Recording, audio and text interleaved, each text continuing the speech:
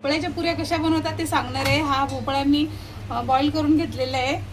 आता ह्याच्यामध्ये मी गूळ मिक्स करते। हे थोडंसं विलायची पूड आहे, हा गूळ मिक्स करते। गुळाचे असे खडेच करून घेतलेले कारण ते वितळून जाईल। आता याला चांगल्या पद्धतीने वितळू द्यायचं, स्लो गॅसवरती ठेवून द्यायचं म्हणजे ते वितळून जाईल। अर्धा किलो भोपळा आणि अर्धा किलोच गूळ घेतलेला आहे। हे असं झाकण ठेवून द्यायचं म्हणजे वितळून जाईल।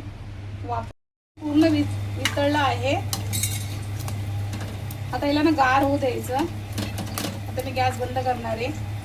बघा भोपळा आणि गूळ मस्त मिक्स झालेला आहे आणि गार पण झालं। आता हे ताटामध्ये काढते मी। ते 1 चमचा आणि हे गव्हाचं पीठ टाकते। जेवढं याच्यामध्ये पीठ बसल त्याप्रमाणे टाकत राहायचं। मळून मळून घेऊन मगच टाकत राहायचं, पाणी टाकायचं नाही।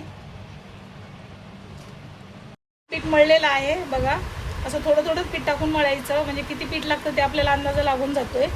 आणि सगळं आता एकजीव करून 10 मिनिटं ठेवून द्यायचं।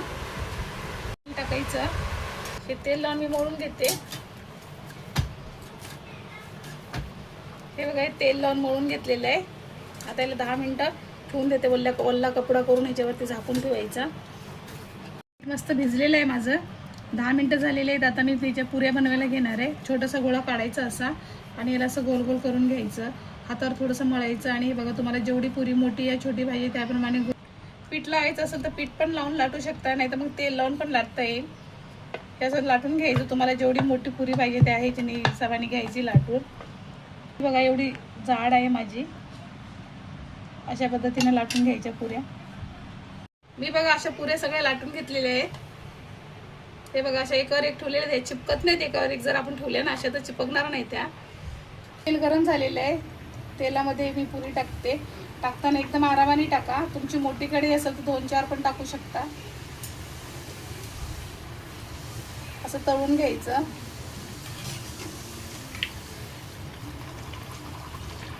बघा मस्त कलर आलेला आहे।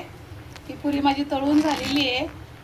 मी याला काढते अशी आणि जार असा ठेवते म्हणजे तेल सगळं नितळून खाली पडेल आणि परत दुसरी पुरी टाकते। बघा माझ्या पुऱ्या झालेल्या आहेत। अशा तळून बघा किती मस्त होतात आणि ऑइली बिलकुल होत नाही त्या। माझी रेसिपी आवडली तर माझ्या चॅनलला सबस्क्राईब करा, लाईक करा, शेअर करा, कमेंट करा। हे बघा बिलकुल ऑइली होत नाही त्या, एकदम खायला पण खूप टेस्टी लागतात। आणि ही शेंगदाण्याच्या चटणी बरोबर खा, खूप मस्त लागतात। माझ्या शेंगदाण्याची चटणी माझ्या व्हिडिओवर केलेली आहे, माझ्या चॅनलमध्ये जाऊन बघू शकता।